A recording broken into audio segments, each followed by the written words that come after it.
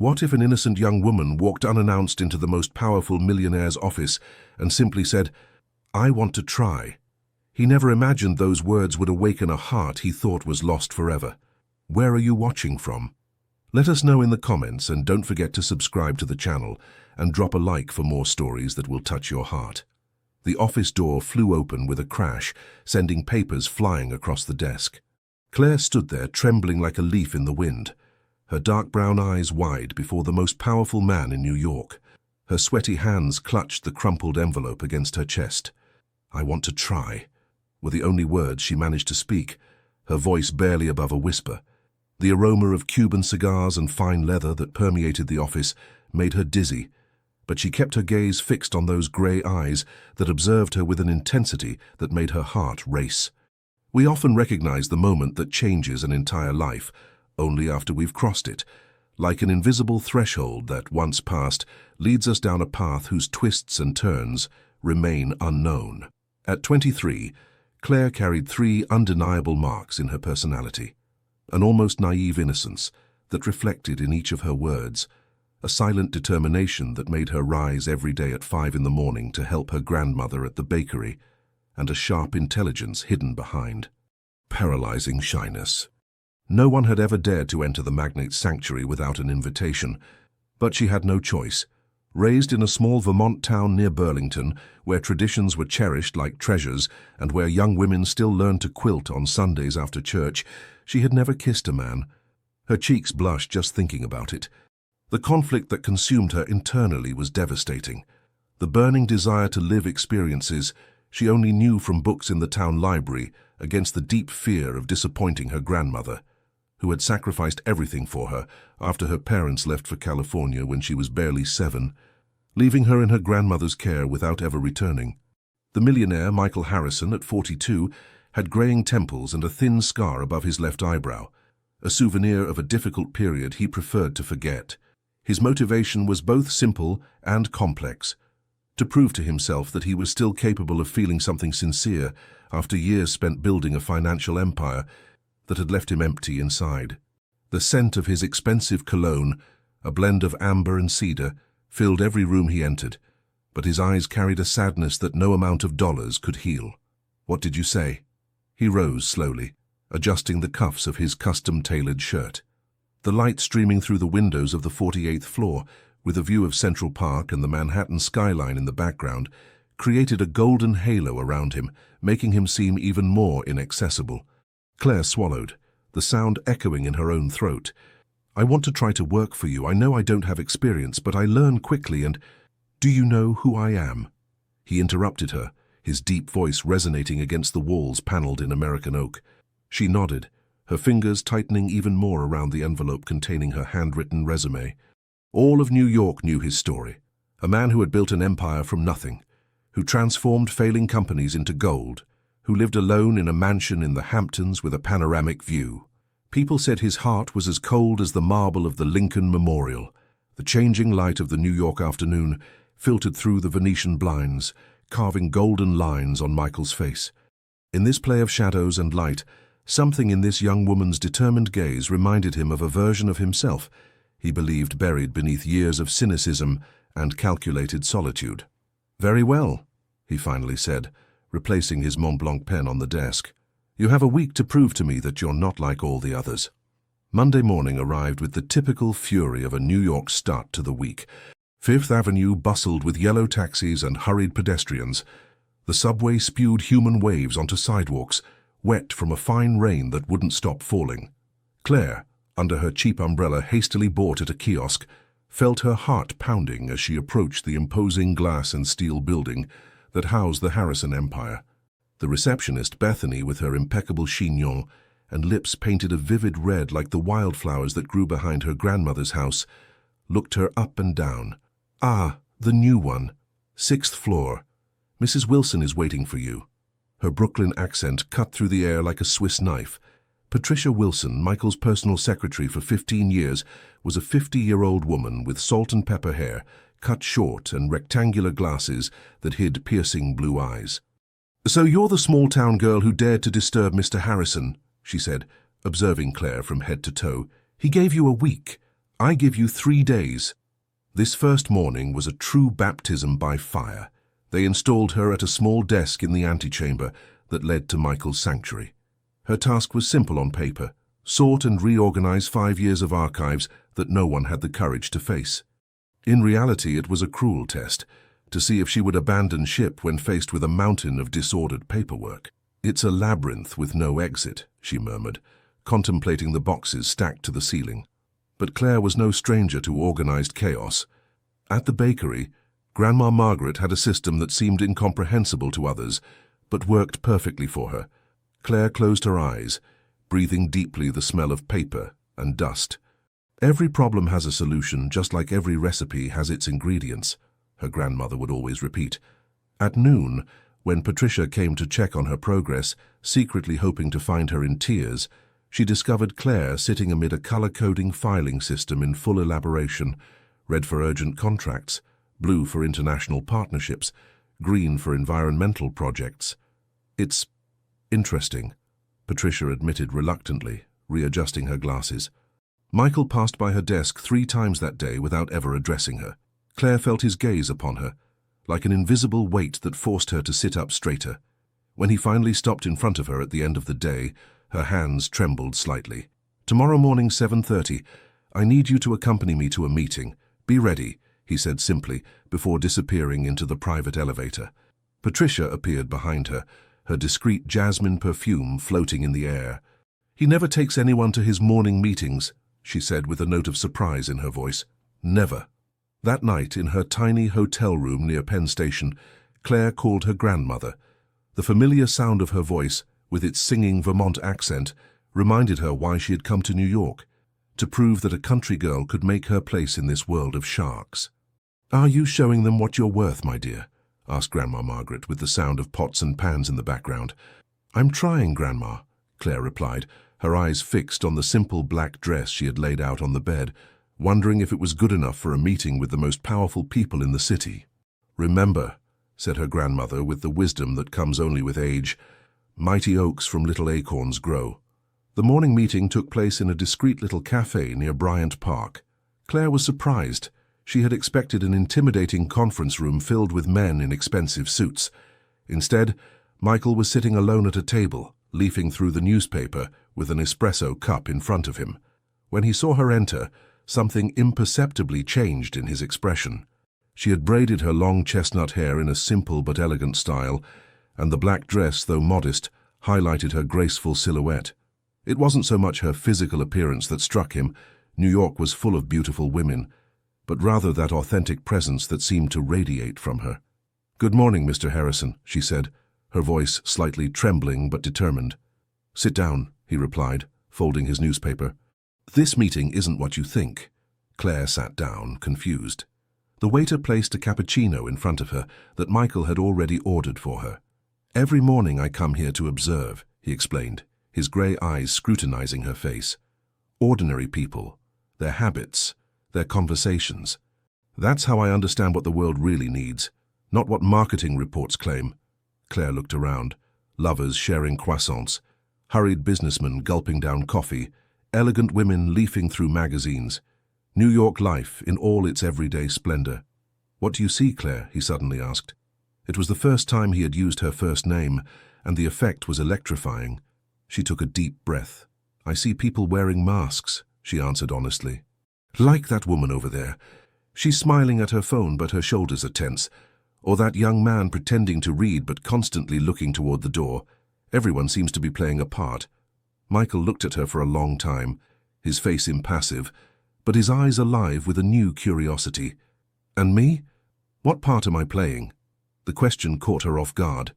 Claire lowered her eyes to her coffee, seeking courage in the creamy swirls. "I think that you're playing the part of a man who needs no one, but no one can really live like that, can they?" A silence settled between them, populated only by the noise of surrounding conversations and the clinking of cups. Michael didn't smile, didn't frown, but something in his gaze softened imperceptibly. "You have an interesting way of seeing things, Claire, from Vermont," he said finally. On the way back to the office, walking side by side on New York sidewalks damp with morning dew, Claire felt something change. She was no longer walking behind him as she would have imagined, but beside him. And although few words were exchanged, each step seemed to bring them closer to a mutual understanding that went beyond words. The first real obstacle arrived that afternoon when Sarah Martin, the HR director, discovered that she didn't have a college degree. This woman, with her impeccable suit and her intoxicating jasmine perfume, knocked on Michael's door without announcing herself.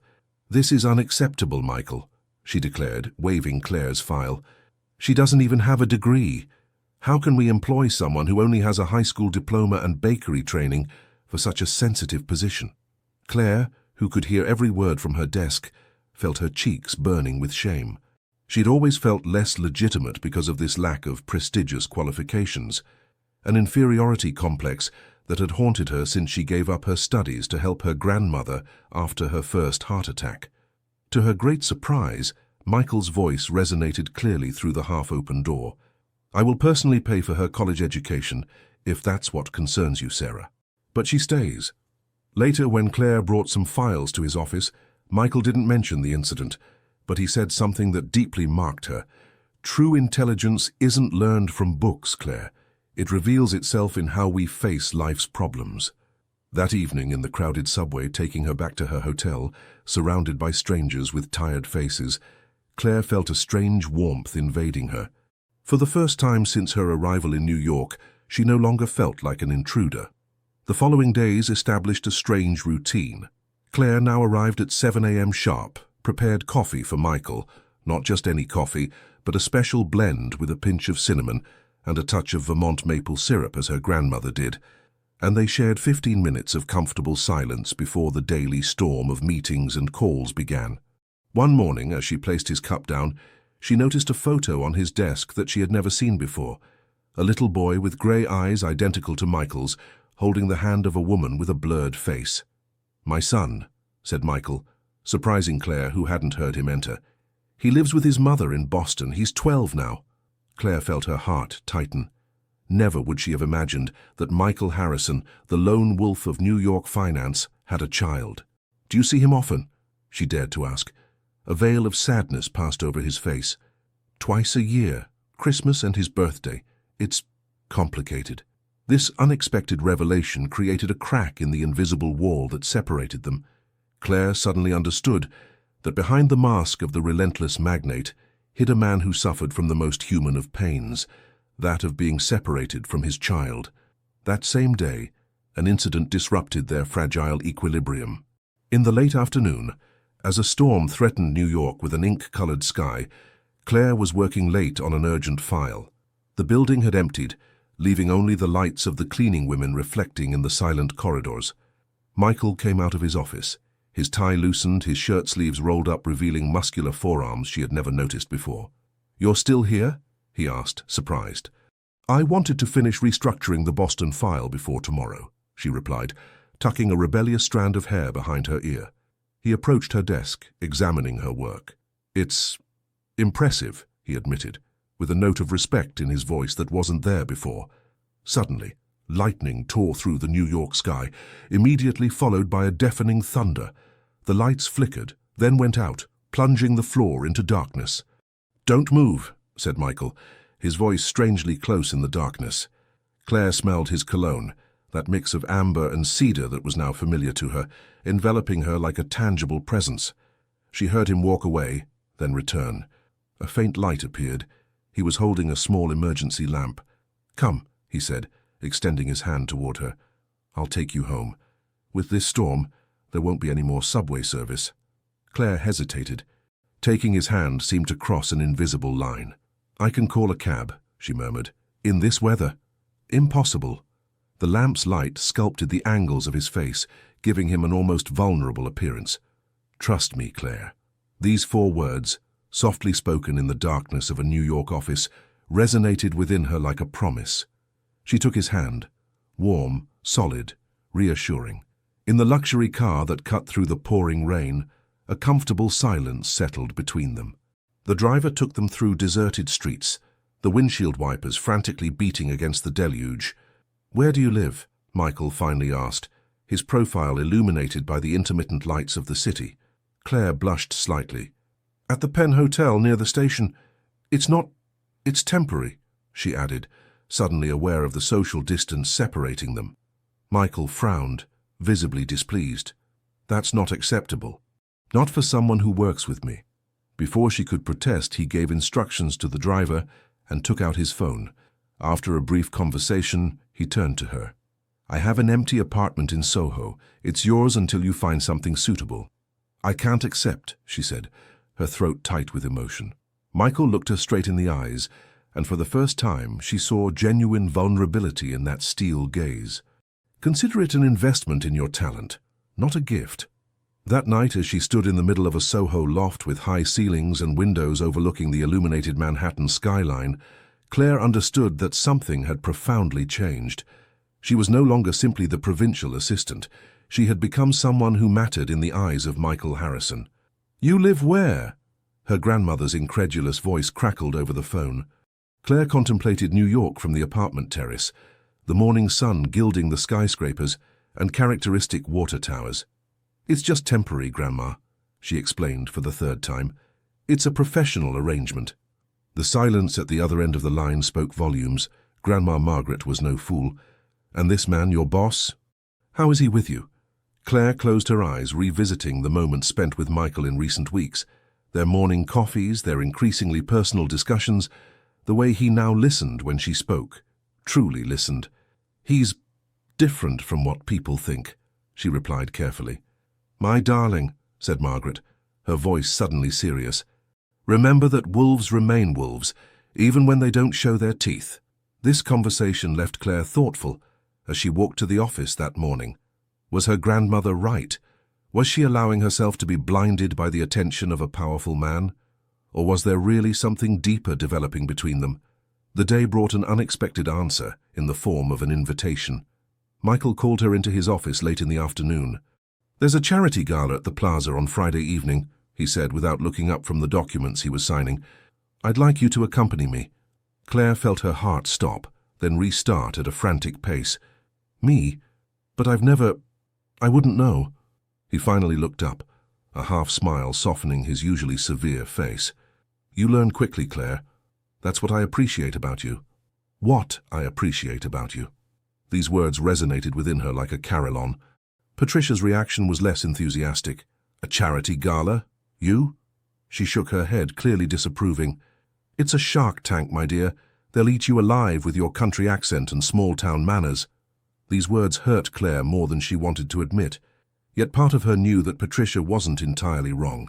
How could she, the daughter of a baker and a schoolteacher, navigate the tumultuous waters of New York high society? The solution came from an unexpected source.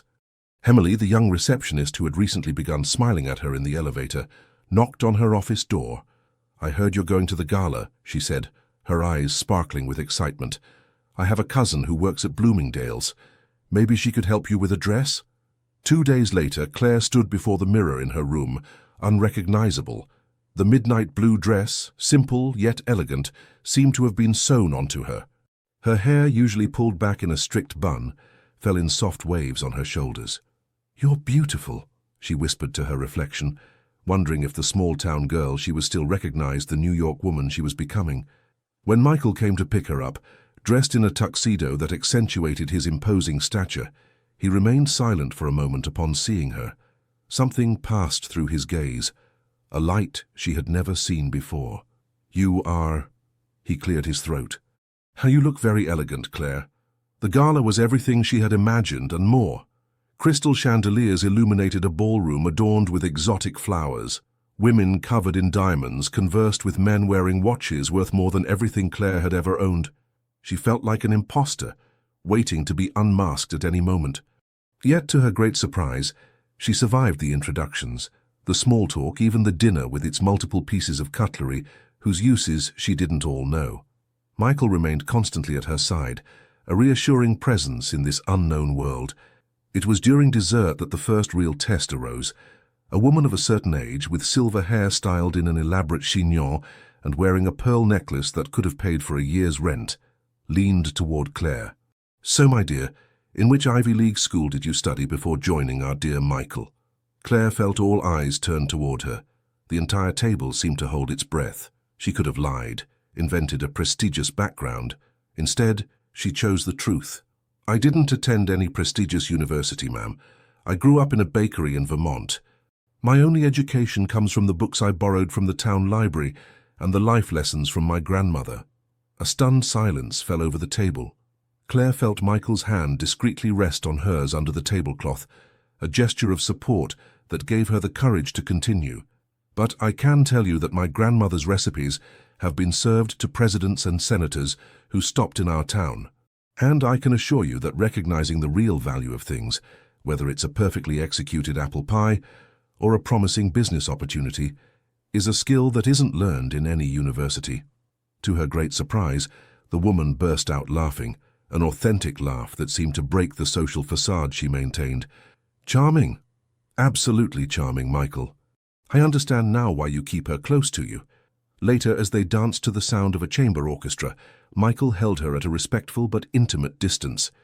"You were extraordinary tonight," he murmured near her ear, his warm breath against her skin sending shivers down her spine. "I was terrified," she admitted, daring to look up at him. "Courage isn't the absence of fear, Claire. It's moving forward despite it." In the car taking them back, a comfortable silence settled between them. Claire watched the lights of New York go by, feeling that she was living a moment suspended between two worlds, the one she had left and the one she was entering, still uncertain of her place. Michael finally broke the silence. "You impressed them all tonight, including me. Thank you for trusting me," she replied softly. When the car stopped in front of her building, Michael got out to open the door for her. On the sidewalk under the New York moonlight, they found themselves face to face, closer than they had ever been. "Good night, Claire," he said, his voice softer than she had ever heard it. "Good night, Michael," she replied, using his first name for the first time. He leaned in slightly, and for a moment that seemed to stretch to infinity, Claire thought he was going to kiss her. Her heart was beating so hard she was certain he could hear it, but at the last moment he turned his head slightly and placed a chaste kiss on her cheek. "Until Monday," he murmured, before getting back into the car. Claire remained motionless on the sidewalk, touching the spot where his lips had brushed her skin, wondering if the warmth she felt came from that simple contact or from the fact that she was irrevocably falling in love with Michael Harrison. The echo of the gala extended well beyond that evening. In the company corridors, looks had changed. The secretaries who had previously ignored her now greeted her with deference. Patricia herself seemed to consider her in a new light, entrusting her with more important tasks and occasionally introducing her as Mr. Harrison's personal assistant, a title she had never officially received. Claire found herself looking for excuses to spend time with Michael. Questions that could have been resolved by email suddenly became topics requiring in-person consultation. Their morning coffees lengthened, professional discussions drifting toward more personal territories, favorite books, childhood memories, abandoned dreams.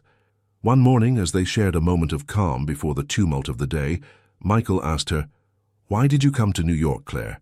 The real reason. She contemplated her cup, seeking the most honest answer. "To prove something, I suppose. To myself, to my family who left, to the town that thought I would never be more than a country baker." "And now? What do you want to prove now?" The question caught her off guard. She raised her eyes to him, discovering an intensity in his gaze that completely disarmed her.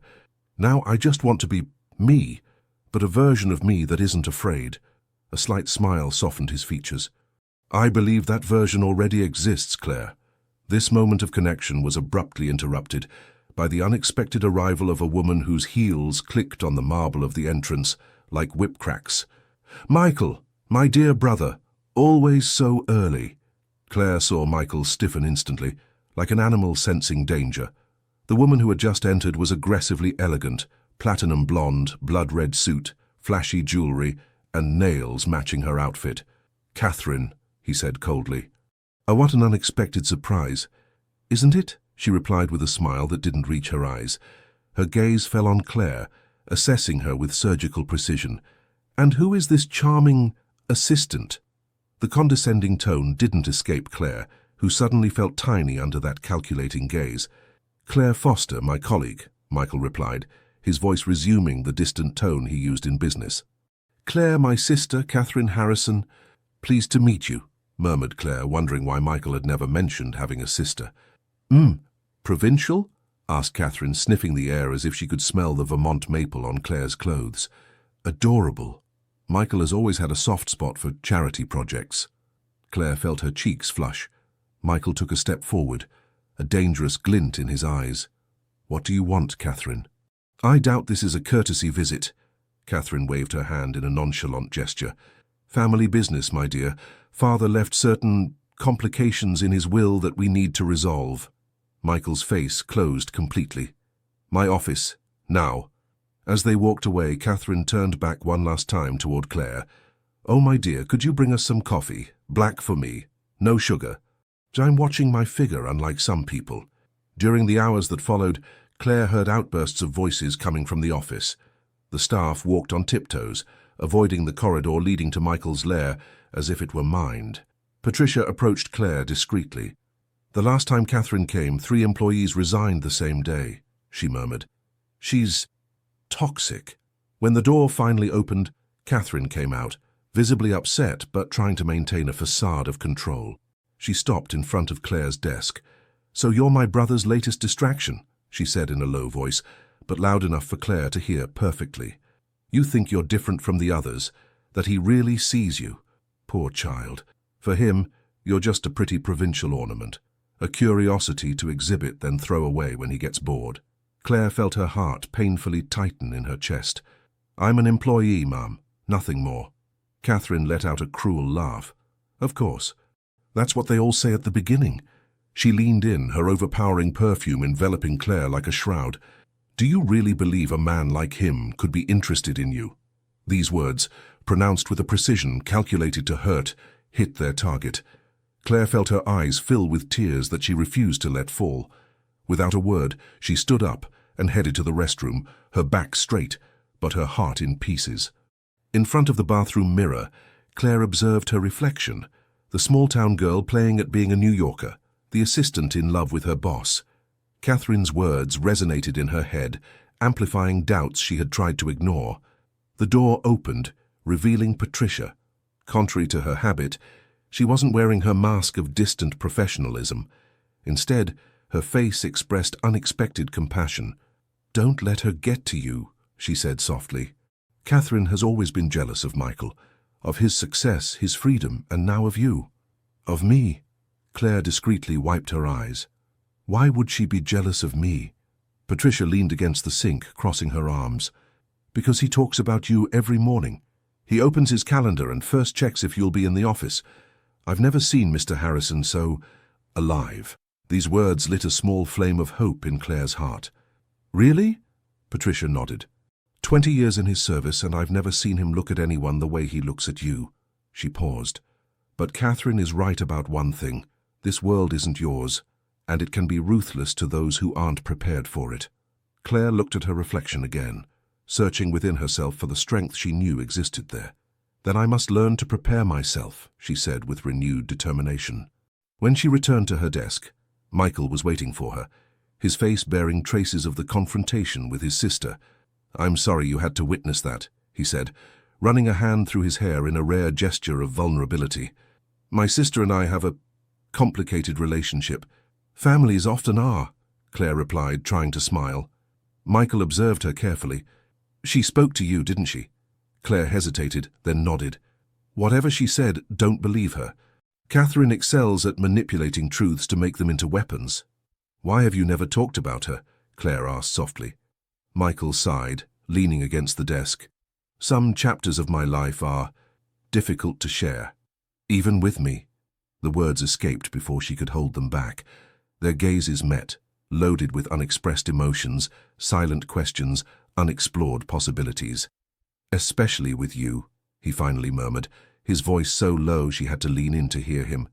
Because your opinion matters. A week after Catherine's visit, Claire received a call that changed everything.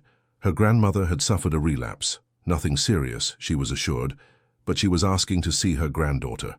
For Claire, the decision was immediate and obvious despite the crucial project she was working on with Michael. When she entered his office to announce her temporary departure, she expected disappointment, perhaps even anger. Instead, Michael looked up from his documents, listened to her attentively, then made a decision that surprised them both. "I'm coming with you." "Excuse me?" Claire blinked, certain she had misheard. "I'm coming with you to Vermont," he repeated, already closing his laptop. "The project can wait a few days and I need to get some perspective." Patricia, who was witnessing the scene from the door, let out a small sound of surprise.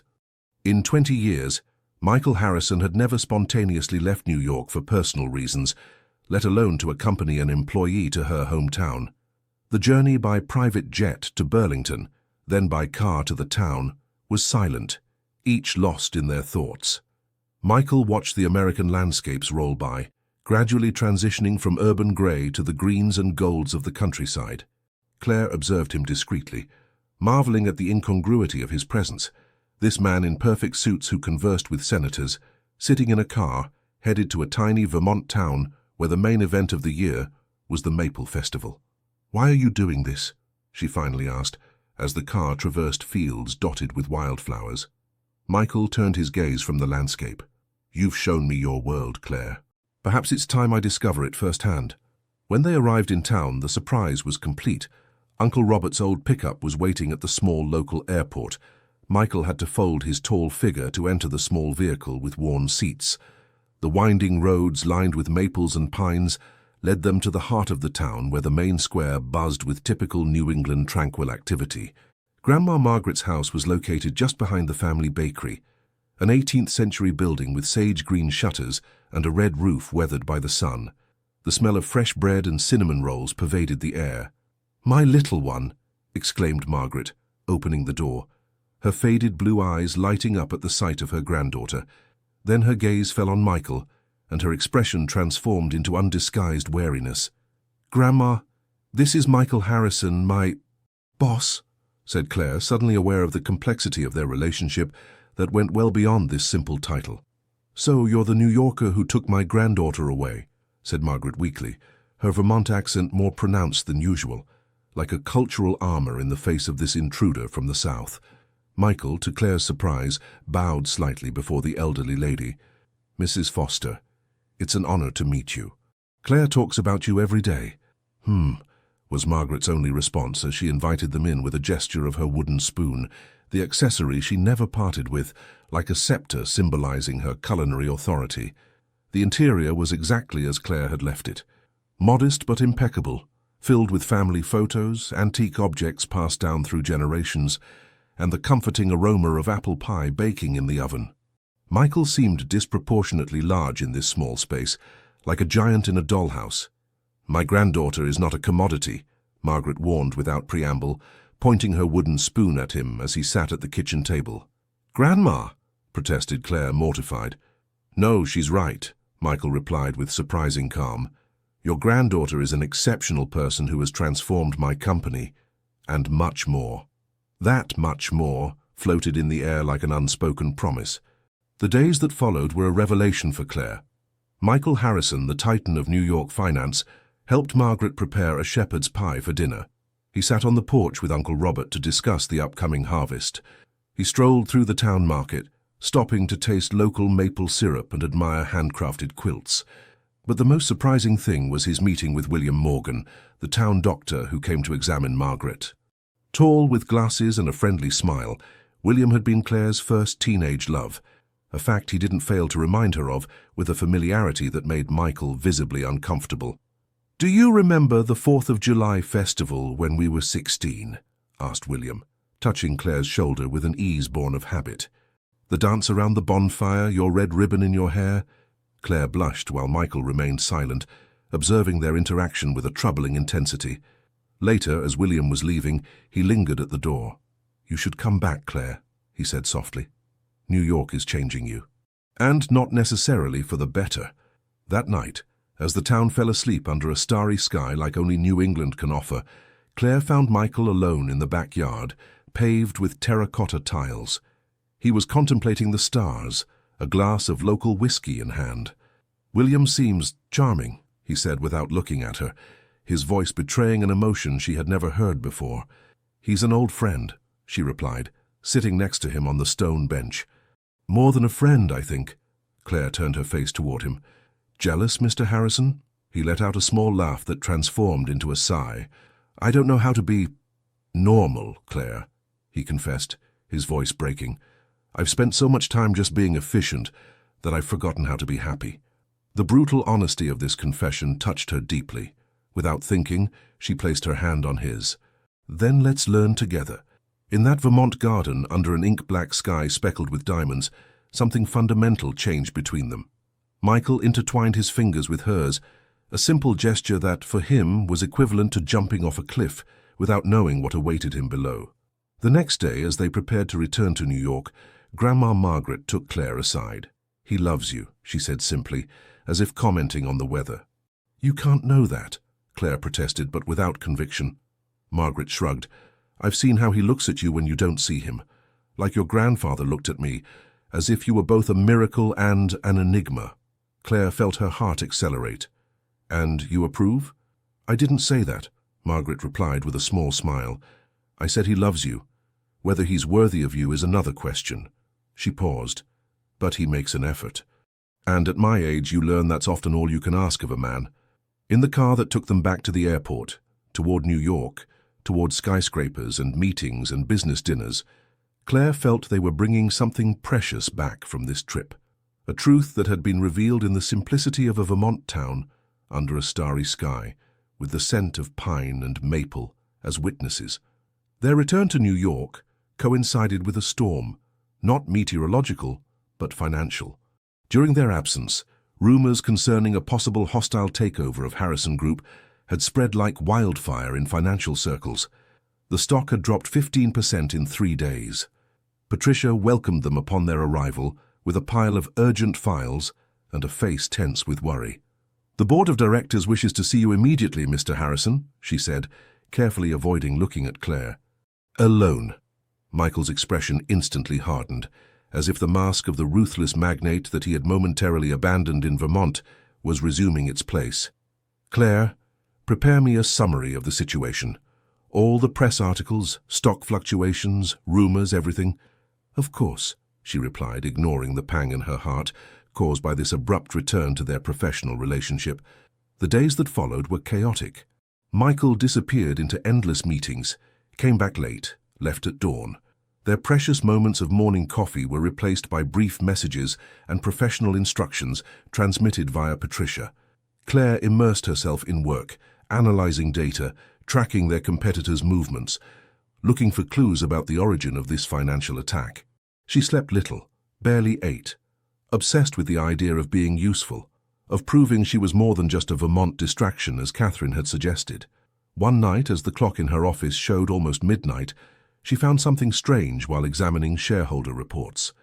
A series of small acquisitions, apparently unrelated, formed a pattern when looked at together. Someone was discreetly buying Harrison Group shares through different shell companies. Without thinking, she rushed to Michael's office, where a light still filtered under the door. She knocked, then entered without waiting for a response. Michael was there, his tie loosened, sleeves rolled up, contemplating the illuminated city from his window, a glass of whiskey in hand. I found something, she said, slightly breathless. She handed him the documents she had printed, explaining her discovery. Michael quickly scanned the pages, his frown deepening with each new piece of information. It's remarkable, Claire. No one had spotted this pattern. If we trace these shell companies, I think we'll find— Robert Miller, Michael completed, a somber expression crossing his face. Who is he? Michael put down the documents, passing a hand over his face. An old associate, who has a personal vendetta against me. Why? He hesitated, then sighed. 10 years ago I bought his company when it was in trouble. I restructured it, laid off some of the staff, including his son, who committed suicide a few months later. Claire felt an icy shiver run down her spine. It wasn't your fault. That's what I tell myself, he murmured, his gaze lost in the city lights. But sometimes at night, I wonder if I could have done things differently. Claire moved closer to him, touched by this vulnerability he rarely showed. You couldn't have known.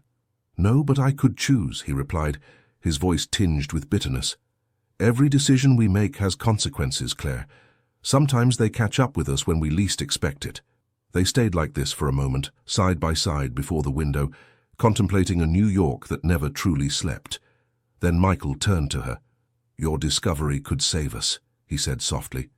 "I'll contact my lawyers first thing tomorrow." "I'm glad I could help," she replied, suddenly aware of their proximity in this silent office late at night. Michael looked at her for a long time, as if he were truly seeing her for the first time. "You're much more than help, Claire, you're—" He interrupted himself, seeming to struggle against himself. Then, in a gesture as sudden as it was unexpected, he placed his hand on her cheek, his thumb gently caressing her cheekbone. "I shouldn't feel what I feel for you," he murmured, his voice barely audible. Claire closed her eyes, her heart beating so hard she was certain he could hear it. "And what do you feel?" she dared to ask, her voice trembling with contained emotion. Michael let his hand fall, a visible battle playing out on his face. "Feelings that I have no right to have for an employee. Feelings that could put you in danger." "Put me in danger? How?" He shook his head. "Robert Miller won't stop at the company. He's looking to destroy me personally. Anyone close to me becomes a potential target." Claire felt a frustration rising within her. "So that's your excuse? Protecting me? Isn't it for me to decide what risks I'm willing to take?" "You don't understand," he said, with a note of desperation in his voice. "My life has always been like this. Those who get too close to me end up getting hurt. And my ex-wife, my son, whom I barely see, now you—" "I'm not them, Michael," she replied with a firmness that surprised them both. "And you're not doomed to repeat the mistakes of the past." He looked at her, as if she had just revealed a fundamental truth he had never considered. Then, slowly, he leaned toward her. Claire held her breath, certain he was finally going to kiss her. At that precise moment, the office door opened abruptly. Patricia stood there, her expression oscillating between surprise and embarrassment. "Mr. Harrison, forgive me, but Mr. Johnson from the board of directors is on the phone. He says it's urgent." Michael pulled away from Claire as if he had been burned. "I'll be right there." When Patricia closed the door, the moment was broken. Michael became distant, professional. "Thank you for your work, Claire. It's very valuable." "Michael," she began, but he interrupted her. "So you'd better go home. It's late. We'll talk about all this later." That later resonated like a farewell as she left the office, her heart heavy with unspoken words and unfulfilled promises. The later never came. The following days were a whirlwind of frantic activity. Michael set up a defense plan against the hostile takeover, based largely on Claire's discovery. He was constantly surrounded by lawyers, financial advisors, influential shareholders. Claire was kept away from these strategic meetings, receiving her instructions via Patricia, or through concise emails. The intimacy they had shared seemed to have evaporated like a mirage in the desert. She sometimes wondered if she had imagined those moments, the Vermont garden, his hand in hers, the caress on her cheek in his office. A week after their almost kiss, the next blow fell. Thomas Cooper, a former friend of Michael's who had become an influential financial journalist, published a devastating article in the Wall Street Journal, titled "The Harrison Empire Built on Quicksand." The article insinuated financial irregularities and questioned the group's stability in the face of new economic challenges. What truly hurt Claire, however, was the paragraph concerning the inappropriate relationship between the CEO and his young provincial assistant without qualifications. The article didn't name her directly, but the description was precise enough that everyone in the company knew it referred to her. According to our sources, Harrison recently abandoned his responsibilities for an impromptu trip to Vermont with his new protégé, a young woman without appropriate training recruited under obscure circumstances. This erratic behavior legitimately worries investors and raises questions about his current judgment. When she read these lines, sitting alone at her desk, Claire felt the ground opening beneath her feet. How had they known about Vermont? Who had talked? Her answer came in the form of an anonymous email received on her professional account. "You're just a pawn in their game. Ask Catherine what she knows about her brother's marriage plans." Marriage plans? Claire stared at the screen, incredulous. The email suddenly disappeared as if it had never existed. That night, unable to sleep, she searched through the group's digital archives for clues. At 3 in the morning, she discovered a confidential document mentioning a strategic agreement with the Anderson Group, a family holding directed by James Anderson, whose only daughter, Elizabeth, was regularly photographed alongside Michael at social events before Claire's arrival. A marriage alliance to save the company. The idea seemed archaic, almost medieval. Yet the more she dug, the more evidence accumulated. The Anderson Group possessed exactly what Harrison needed to counter Miller: liquidity, political influence, complementary assets. At dawn, exhausted and heartbroken, Claire made a decision. She drafted her resignation letter, printing it on the high-quality paper that Michael favored. She laid out her reasons with quiet dignity, without reproach or bitterness, concluding with these words: "I will never be an obstacle to your success, nor a pawn in the power games that surround you. I thank you for everything you've taught me, and I wish you to find what you're truly looking for, beyond acquisitions and mergers. With all my affection, Claire." She arrived at the office at dawn, determined to deposit her letter before Michael arrived. But entering the silent floor, she was surprised to find light filtering under his office door. Hesitating for a moment, she knocked softly, then entered. Michael was there, asleep in his chair, surrounded by scattered documents. He looked exhausted, vulnerable, far from the image of the all-powerful magnate. His face in sleep had lost its mask of control, revealing the worries and doubts that he hid so well from the world. Claire approached silently, observing the papers surrounding him, and that's when she saw it. A contract torn in two. The alliance contract with the Anderson Group, including a clause explicitly mentioning an arranged marriage between Michael Harrison and Elizabeth Anderson. Torn. Rejected. Claire felt her heart leap in her chest. At that precise moment, Michael opened his eyes, finding her standing before him, her resignation letter in hand. "Claire," he murmured, his voice hoarse with fatigue. I thought you—" She broke off, unable to express the confusion that inhabited her. Michael followed her gaze to the torn contract. "I couldn't," he said simply. "Not even to save the company." "Why?" He rose slowly, approaching her like one approaches a wild animal one fears to frighten. "Because I choose you," he said, suddenly switching to the more intimate form of address. "I don't know if I can be the man you deserve, but I want to try." Claire looked at the letter in her hand, then at Michael's face. That face she now knew by heart, with its scar on the eyebrow, the expression lines at the corners of his eyes, the small dimple that rarely appeared when he truly smiled. "I want to try too," she repeated the words that had united them at the beginning, but now with a completely different meaning. He gently took the letter from her hand, and without even reading it, tore it in two. Then finally, after weeks of waiting, of doubts and unspoken words, he kissed her. This first kiss wasn't perfect, like in novels. It was awkward, nervous. She didn't know where to put her hands. He trembled slightly. But it was real, authentic, and it was theirs. The first kiss opened the gates of a dam that had been contained for too long. Michael and Claire remained embraced in the dim light of his office, their foreheads pressed against each other, savoring this moment of intimacy stolen from the chaos surrounding them. "What are we going to do now?" she murmured, aware that their relationship had just crossed a point of no return. Michael gently caressed her cheek. Face the storm together. And what a storm it was. As soon as the news of their relationship began to spread in the company, Patricia having caught them hand in hand during a late meeting, the reactions were not long in coming. The board of directors convened an extraordinary session, inviting Michael without Claire. For 3 interminable hours she waited in the antechamber, imagining the worst scenarios, fearing for her career, for Michael's, for what had just been born between them. When he finally came out, his expression was indecipherable. "They want your resignation," he said simply. Claire felt her heart tighten. "I understand," she responded with dignity. "I don't want to be an obstacle for—" "I refused," Michael interrupted her. "I said that if you left, I would leave too." Claire looked at him astonished. "You can't do that. It's your company, your legacy." "A company is not a legacy," he replied with a quiet firmness.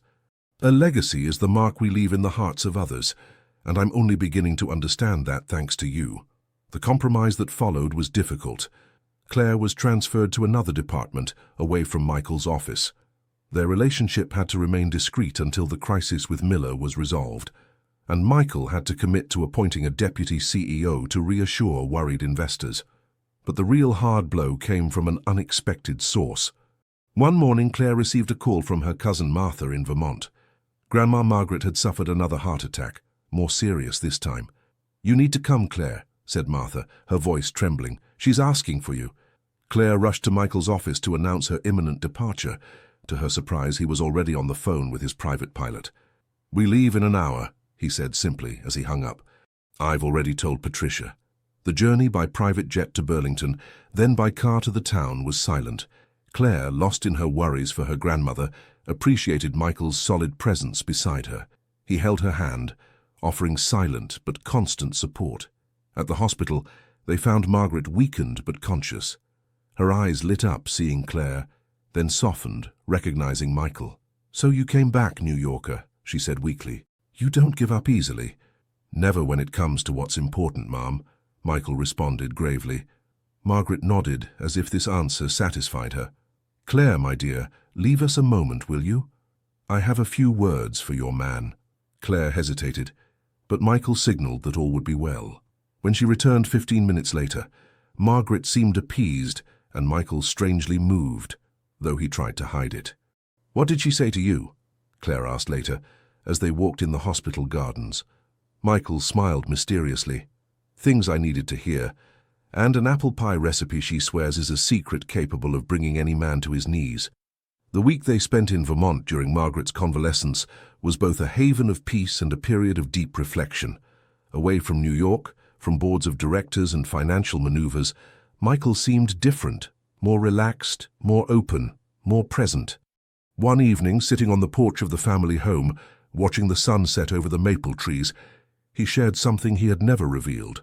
"My father was a hard man," he said, his eyes fixed on the horizon. "He believed that showing his feelings was a weakness. Harrisons don't cry, Harrisons don't bend, Harrisons succeed, period. That was his mantra." Claire listened attentively, suddenly understanding the source of this emotional armor he had carried for so long. "When my wife left me, taking our son, I didn't cry. Not a single tear. I just worked harder, built higher walls." He turned to her, his eyes shining in the golden twilight light. "And then you walked into my office that morning, and something in me recognized something in you. An authenticity I had forgotten still existed." Claire took his hand, squeezing it gently. "You are not your father, Michael. You have the right to feel, to show, to live fully." "I'm learning," he replied with a small smile. "Slowly, but I'm learning." This Vermont pause offered them a bubble outside of time, but reality awaited them in New York. Robert Miller was intensifying his attacks. Thomas Cooper's article had prompted an investigation by the Securities and Exchange Commission, and rumors about their relationship were feeding the gossip pages of magazines. The evening before their return, Michael received a call that left him pale and silent. When Claire asked him what was wrong, he showed her his phone screen, a photo of them, walking hand in hand in the town, with a message: "Every weakness will be exploited. Every love will be a target." This barely veiled threat hovered above them during their return to New York, cruelly reminding them that their budding love story existed in a world that would forgive them no mistake. New York welcomed them under a fine grey rain, as if the city itself reflected the challenges awaiting them. Upon their return to the office, the atmosphere was electric, a mix of unwholesome curiosity and whispered speculations in the corridors. Patricia was waiting for them, her usually impassive face marked by worry. "The board of directors wishes to see you immediately," she said to Michael. Then turning to Claire, "Both of you." The boardroom, with its long mahogany table and leather chairs, was intimidating by nature. Today, filled with men and women with severe looks, it seemed downright hostile. Richard Johnson, chairman of the board, a 70-year-old man with a piercing gaze under bushy eyebrows, opened the session without preamble. "Michael, the situation has become untenable. The stock has lost 20 points since Cooper's article. Institutional investors are threatening to withdraw. And now these photos of you two in Vermont—" "Private photos taken without our consent," interrupted Michael, his voice calm but firm. "It doesn't matter. Perception is everything in our environment, you know that." Johnson turned to Claire, sizing her up like a jeweler examining a dubious stone. "Miss Foster, I don't question your skills, but you must understand that this—" Liaison is perceived as a major distraction for our CEO at a critical time. Claire felt all eyes fix on her, waiting for her to crumble, to apologize, to disappear. Instead, she straightened up, drawing on the quiet strength she had inherited from her grandmother. "Mr. Johnson, with all due respect, I think you're confusing correlation and causality," she said, surprising the assembly with her calm. "The stock began to fall well before my relationship with Michael became personal. This attack is orchestrated by Robert Miller, as our analyses show.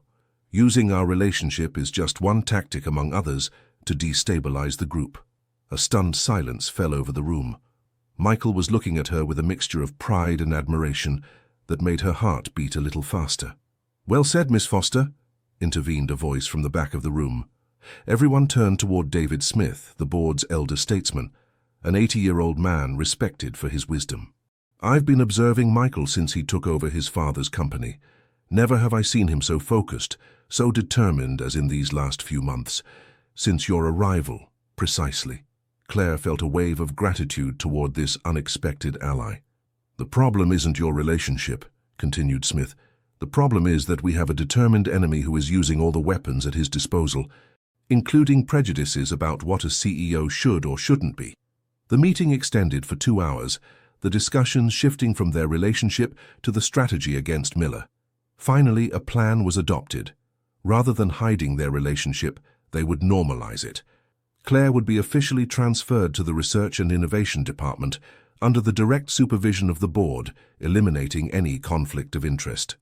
And Michael would make a public statement acknowledging their relationship while reaffirming his commitment to the company. Leaving the boardroom, Michael discreetly took Claire's hand. "You were extraordinary," he murmured. "I was terrified," she admitted with a small smile. "Remember what I told you at the gala? Courage isn't the absence of fear. It's moving forward despite it," she completed, squeezing his hand in return. Their new plan was put to the test more quickly than they had anticipated. The next day, as Claire was settling into her new office in the research department, Patricia called her urgently. "Come quickly. Michael has received something. You need to see this." In Michael's office, Claire found Patricia and him bent over a thick folder. Michael's face was pale, his jaws clenched. "What is it?" asked Claire, worried. Michael silently handed her the folder. Inside, she discovered old documents, contracts, letters, photos. Everything concerned a company named Foster Organics, dating back 20 years. "It was my father's company," she murmured, stunned, "before they left for California." "But how?" "Keep reading," said Michael gently. As she turned the pages, a terrible story revealed itself. Foster Organics, the small family business of organic maple products, had been bought by a larger company after financial difficulties. This company had then been absorbed by a holding which had finally been restructured by Harrison Group. "It's impossible," whispered Claire, her heart racing. Your company has—" "I wasn't involved in this specific acquisition," explained Michael, his voice tense. "It was a minor subsidiary, one transaction among hundreds. But yes, technically my company contributed to the difficulties that pushed your parents to leave." Claire suddenly felt dizzy, as if the floor were opening beneath her feet. Her entire life had been shaped by this abrupt departure, the abandonment at her grandmother's, the constant feeling of not being enough, the determination to prove her worth, and now to discover that the man she loved was, indirectly, linked to this founding trauma. "Claire," said Michael, moving closer to her, "I swear I didn't know. I could never have imagined this connection." "Who sent you this?" she asked, struggling to maintain her composure. "Guess," he replied bitterly. "Miller, with a note saying the press would receive these documents tomorrow if I didn't resign immediately." Claire stared at the folder, then raised her eyes to Michael. "He thinks this will separate us. That I'll blame you for my parents' departure." "Anyone would," said Michael softly. "I would understand." Claire felt something crystallize within her, a new clarity, a deep certainty. "My parents made their choice, Michael. They chose to leave without me, to never return, to almost never call. That choice belongs to them, not to you." She approached him, taking his face between her hands. "We aren't defined by our father's actions, nor by the coincidences of fate. We are defined by our own choices here and now." Michael pressed his forehead against hers, visibly moved. "How can you be so wise?" he murmured. "I had a good grandmother," she replied with a trembling smile. Patricia, who had remained silent during this exchange, cleared her throat. "So what do we do with this?" she asked, indicating the folder. Michael and Claire exchanged a look, a silent communication passing between them. Then Michael smiled, a smile that reminded Claire of the boy he must have been before the world hardened him. "We're going to do what Miller doesn't expect," he said. "We're going to tell the truth, the whole truth." The decision to publicly reveal the unexpected link between Michael and Claire's family was bold, perhaps even reckless. But as Michael explained to his communication team gathered in emergency, when you're accused of a crime you didn't commit, transparency is your best defense. The team worked all night to prepare a press release and a media strategy. At dawn, Michael and Claire stood side by side in his office, rereading one last time the document that would change their lives. Harrison Group reveals today that it has discovered an unexpected historical link between a former subsidiary and the family business of Claire Foster, currently Deputy Director of our Research and Innovation Department.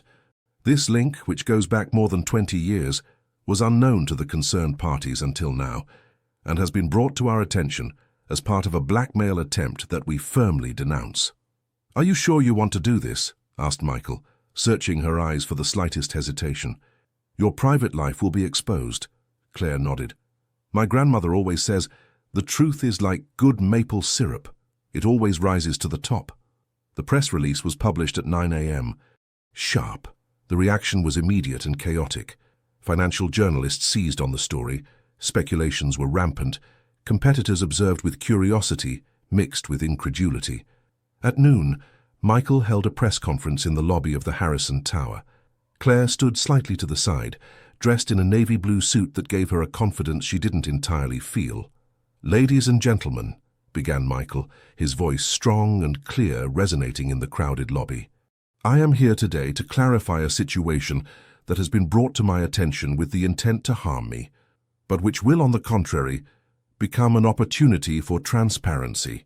He explained the situation with disarming honesty, acknowledging the troubling coincidence but refuting any attempt at manipulation. "Claire Foster entered my company on her own merits, earned her position through her talent, and won my heart through her courage and integrity." A murmur ran through the audience at this public declaration of love, unexpected from a man known for his reserve. "As for Robert Miller," continued Michael, his tone becoming more serious, "I understand his pain and anger. The loss of his son is a tragedy no one should have to experience. If my business decisions contributed to this suffering, I bear the moral weight. But transforming this personal pain into a vendetta that threatens thousands of jobs and uses intimidation tactics is not the path to healing." Then, in a gesture that surprised everyone, including Claire, he stepped away from the podium and extended his hand to her. "Claire has something to say to you." Claire felt her heart accelerate as she approached the microphones, aware of the cameras trained on her, the curious looks, the silent judgments. Yet, strangely, she wasn't afraid. "Good morning," she said simply. "My name is Claire Foster. I was born in a small town near Burlington, Vermont, where my grandmother still runs the best bakery in the region." A light laugh ran through the audience, relaxing the atmosphere. "I discovered yesterday that the company that contributed to my parents' financial difficulties 20 years ago was linked to Harrison Group. It's a troubling coincidence, almost novelistic, but life is full of such ironies." She paused, carefully choosing her words. "My parents chose to leave for California and leave me behind. Michael Harrison chose to give me a chance when no one else would have. My grandmother chose to raise me with love and wisdom. And I chose to love a man, not for his name or his company, but for who he truly is behind the masks we all wear." She turned to Michael, their gazes meeting in a moment of intimacy paradoxically shared with the entire world. "The choices we make today are more important than yesterday's coincidences." The press conference ended in a hubbub of questions, but the tone had changed. What was meant to be a scandal was transforming into a story of redemption and unexpected love that struck a chord with many. In the days that followed, Harrison's stock stabilized, then slowly began to rise again. More nuanced articles appeared, analyzing Michael and Claire's counterattack strategy. Some saw it as a public relations masterstroke, others as an authentic love story triumphing over circumstances. But the most unexpected blow came a week later. Patricia entered Claire's office holding an envelope. "A courier just delivered this for you, from Robert Miller." Claire took the envelope with apprehension. Inside, she found a short handwritten letter and an old photograph. "Miss Foster, your sincerity during this press conference reminded me of my son. He too believed in truth as a remedy for wounds.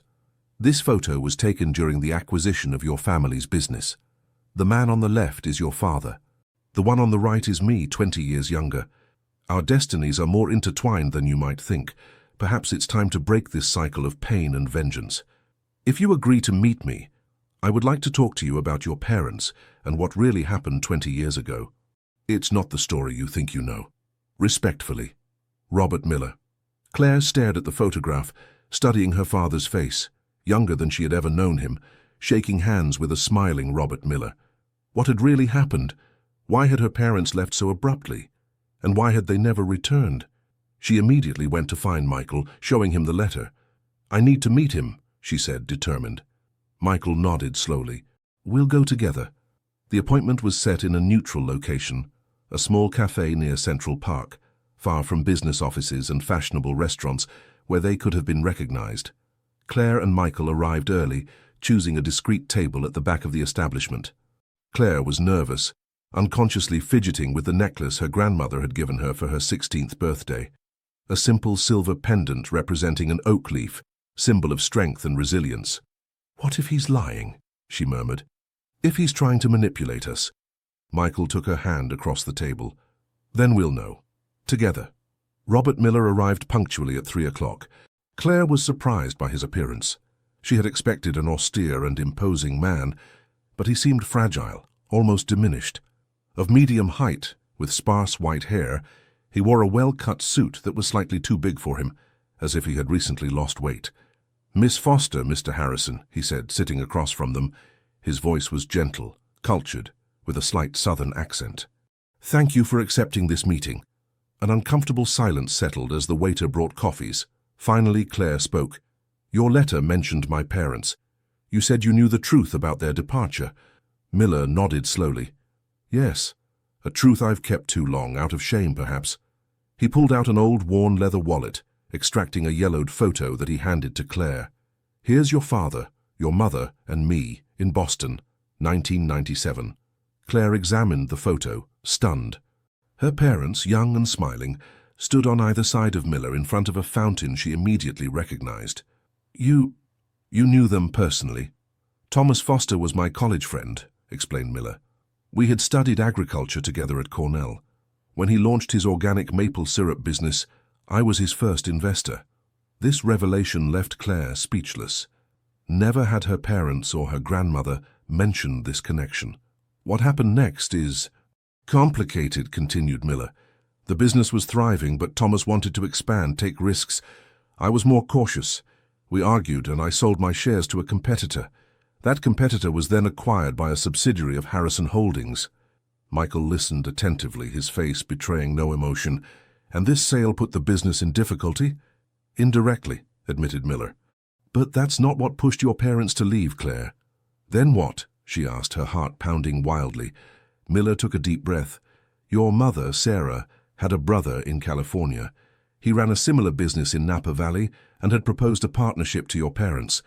A golden opportunity. But they had one condition. They wanted Thomas and Sarah to move there to manage the California branch." Claire frowned. "But why did they leave me behind? Why not take me with them?" "Initially it was temporary," explained Miller gently. "They thought they would return after a few months once the business was stabilized. Your grandmother had agreed to keep you during this period. But then..." "Then what?" pressed Claire, feeling that the truth she had waited for all her life was finally within reach. "Then the accident happened," said Miller, his voice breaking slightly. "Your father was severely injured in a car accident in California. He spent months in rehabilitation, unable to travel. Your mother didn't want to impose this on you, to have you see your father in that state. They decided to wait until he fully recovered." "But he never really recovered, did he?" asked Claire softly, the puzzle pieces finally coming together. Miller shook his head. No, the spinal cord injuries were too severe. He lost the use of his legs. Guilt consumed them, the guilt of having left you, then of not being able to return as they had promised. With time, this guilt became an insurmountable barrier. Claire felt tears streaming down her cheeks, not tears of sadness, but of release. For all these years she had imagined that her parents had abandoned her because she wasn't important enough, not loved enough. To discover they had been prisoners of circumstances and their own guilt changed everything. "Why did they never tell me the truth?" she murmured. "Shame," replied Miller simply. "The same shame that prevented me from contacting you all these years. The same shame that drove me to blame Michael for my son's suicide, even though I knew deep down that it was more complex than that." He turned to Michael. "My son had suffered from depression since adolescence. Losing his job was a trigger, but not the cause. I needed to blame someone, to channel my pain. You were the perfect target." Michael remained silent for a long moment before responding. "I understand the pain of loss, Mr. Miller, and I understand the need to give it meaning, even a destructive one." Miller nodded, a solitary tear rolling down his wrinkled cheek. "When I saw your press conference, when I heard Claire speak of choices and forgiveness, something broke in me, the armor I had built around my pain." He turned again to Claire. "Your parents are still in California. Your father now runs their business from his wheelchair. They've never forgiven themselves for leaving you, but they've followed you from afar. Through me. Through you." Claire was confused. "I've sent them news over the years, photos of you at the bakery, of your graduation, even of your arrival in New York. It was my atonement in a way." Claire was absorbing these revelations, feeling her world transform with each word. Michael squeezed her hand in a sign of silent support. "I have one last thing for you," said Miller, pulling an envelope from his inside pocket. "Your mother sent me this 3 years ago, asking me to give it to you if I ever found the courage to talk to you." Claire opened the envelope with a trembling hand. Inside, she found a letter and an open plane ticket to San Francisco. "My darling, if you're reading these words, it means that Robert has finally kept his promise. There's so much to say, so many apologies to present that I don't know where to begin. Know only that not a day has passed without us thinking of you, without us regretting the distance that our cowardice created. Your father and I have followed your life from afar, proud of the woman you've become thanks to your grandmother, whom we can never thank enough. If you wish to meet us, this ticket awaits you.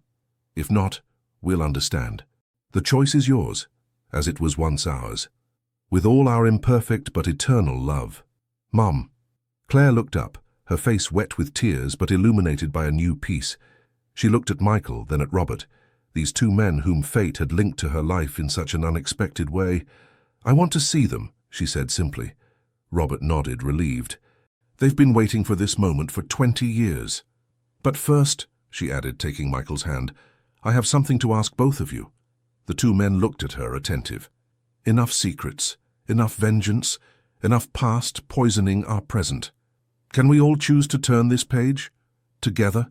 Michael looked at Robert, this rival he had feared and hated. Robert observed Michael, this man he had unjustly blamed for years. Then, in a simple but deeply symbolic gesture, they both extended their hands across the table and shook them firmly. "For Claire," said Michael. "For a new chapter," added Robert. And for the first time in a long time, Claire felt that the circle of her story was finally closing, not as a prison, but as a complete cycle ready to generate a new one. 2 years later, an elegant country house in the Vermont hills buzzed with activity. Fresh flower garlands adorned the garden. Tables covered with white cloths were arranged under century-old oaks, and the air was filled with the scent of wildflowers and fresh-baked bread. Claire stood before the mirror in her childhood bedroom, contemplating her reflection with a mixture of wonder and gratitude. Her wedding dress, simple yet elegant, perfectly captured her essence, neither too New York nor too provincial, just authentically her. A light knock on the door interrupted her reverie. "Come in," she said, already knowing who it was. Her mother, Sarah, entered, as elegant as she was moved. These past 2 years had been a journey of reconciliation and healing. After difficult beginnings, painful conversations, and necessary tears, they had rebuilt a bond that, while not erasing 20 years of absence, created something new and precious. "You're beautiful," murmured Sarah, her eyes glistening with unshed tears. "Thank you, Mum," replied Claire, this word still strange and wonderful on her lips. A second knock at the door announced the arrival of Thomas, her father, in his wheelchair. He had settled in Vermont 6 months earlier with Sarah, determined to make up for lost time and be present for their daughter's wedding. "The guests have all arrived," he announced with an emotional smile. "And your future husband looks about to faint with impatience." Claire laughed, imagining Michael, always so composed in business, as nervous as a teenager on his first date. A final person made her entrance, Grandma Margaret, now 88 years old but still as sharp as ever. She wore a sage-green dress and a matching hat that gave her the air of a queen. "Well," she said, observing her granddaughter with pride, "it seems I was wrong about your New Yorker. He's proven worthy of you after all." Claire smiled, touched by this rare admission from her stubborn grandmother. Over the past 2 years, Michael had earned Margaret's respect and then affection, particularly by helping her modernize her bakery without altering its soul, and patiently learning to make apple pies under her loving but tyrannical direction. "It's time," announced Thomas, extending his arm to escort his daughter. Claire took a deep breath, grasping the bouquet of wildflowers and white roses prepared by the town's women. She cast a final glance at her reflection, no longer the shy girl who had trembled as she entered Michael's office 3 years ago, but an accomplished woman loved and at peace with her history. In the garden, the guests formed an eclectic tableau. Vermont townspeople in Sunday best alongside New York financiers in Italian suits. Patricia was there, radiant on the arm of David Smith, with whom she had developed an unexpected relationship. Robert Miller stood discreetly in the back, accompanied by his new wife, a widow he had met in a support group for bereaved people. And at the end of the aisle, strewn with rose petals, waited Michael. He wasn't wearing his usual business suit, but a simple, light-colored ensemble that made him look younger and more relaxed than he had ever been. His grey eyes, once so cold, lit up seeing Claire advancing toward him. The ceremony was simple and deeply personal. They had written their own vows, Michael promising to always seek balance between ambition and happiness, Claire vowing to help him see the beauty in simple things and never lose sight of what's essential. When the time came to exchange rings, an additional symbolic gesture surprised the guests. Michael pulled from his pocket a small bag of soil. "This soil comes from 3 places," he explained, his voice carrying clearly in the attentive silence of the garden. "Some from the town where Claire grew up, some from my native Connecticut, and some from our future garden in New York." He poured this soil into a small glass pot where a young oak sapling was planted. "Our roots, our present, our future," he said simply, "mixed together, nourishing something that will grow with us." Claire, moved to tears by this gesture he had prepared in secret, added her own symbol, a small vial of maple syrup from the century-old maples of the town, which she gently poured on the earth. "So that our love may be both nourishment and sweetness," she murmured. When they finally kissed, the applause and shouts of joy echoed in the Vermont hills, like an echo of the long road traveled. The reception that followed was a celebration of intertwined cultures, traditional Vermont cuisine, alongside Connecticut specialties and New York gastronomic creations.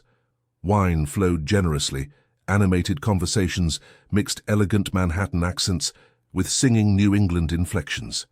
As the sun began to set, painting the sky in pink and gold, Michael led Claire a little away from the celebration. They found themselves under an old oak tree, at the exact spot where, 2 years earlier, he had first taken her hand. "Look," he said softly, showing her the valley stretching before them. The maple groves swayed in the evening breeze, the fields extended as far as the eye could see, and in the distance one could make out the small town with its steeple standing out against the blazing sky. "It's magnificent," murmured Claire, resting her head against his shoulder. "Do you know what I've learned most importantly in these past 3 years?" asked Michael, embracing her waist. "What's that?" "That true luxury isn't in the things we own, but in the moments we fully live. That true wealth is measured in human connections, not in figures on a bank account." Claire smiled, recognizing in these words Michael's profound evolution, from a magnate obsessed with success to a balanced man who had found his humanity without sacrificing his ambition. "And you?" he asked. "What have you learned?" Claire reflected for a moment, contemplating the landscape that had cradled her childhood and now welcomed this new stage of her life. I've learned that sometimes you need to move away from your roots to better understand them, that the most unexpected detours can lead us exactly where we needed to be. In the distance, they could hear the music and laughter of their guests. The celebration would continue late into the night, mixing past and present, New York and Vermont, healed griefs and new joys. Michael turned to Claire, taking her face between his hands with infinite tenderness. "I love you," he said simply, these words that he had such difficulty pronouncing at the beginning, now becoming as natural as his breathing. "I love you too," she replied, rising on her tiptoes to kiss him.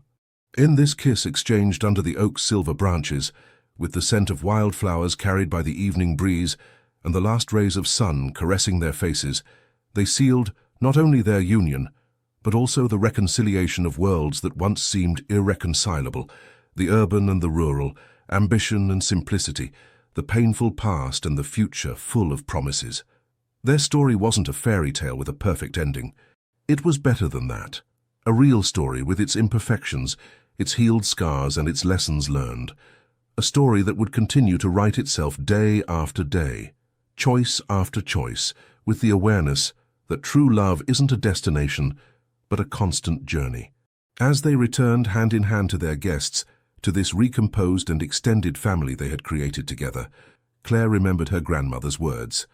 "Love is like good bread. It needs time, patience, and to be kneaded with hands that know when to be firm and when to be tender." And in the Vermont twilight, surrounded by all those who mattered to them, Michael and Claire knew they had found that precious recipe, the one that nourishes the soul and weathers storms, the one that transforms two distinct lives into a shared path. For true love doesn't erase our differences. It celebrates them, intertwines them, and creates something entirely new from seemingly incompatible threads.